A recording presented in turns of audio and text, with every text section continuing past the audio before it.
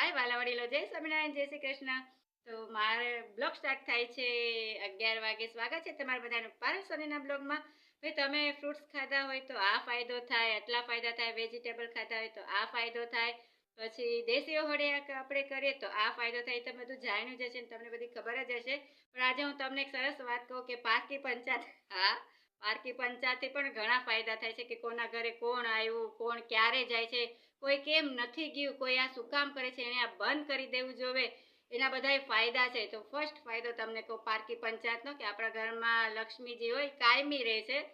બીજો ફાયદો પારકી પંચાયતથી કે આપણી તબિયત ખરાબ હોય તો આપણે ઝટ સાજા થઈ જઈએ છીએ, બીમારીમાંથી ઊભા થઈ જઈએ છીએ. ત્રીજો ફાયદો કે આપણા ઘરમાં શાંતિ રહે છે. ચોથો ફાયદો કે આપણે લાંબુ આયુષ્ય આપણું વધે છે. અને પાંચમો ફાયદો આપણા ઘરમાં સુખ શાંતિ અને બધું કાયમી રહે છે. તો આ પારકી પંચાયતના ફાયદા છે. Bye bye.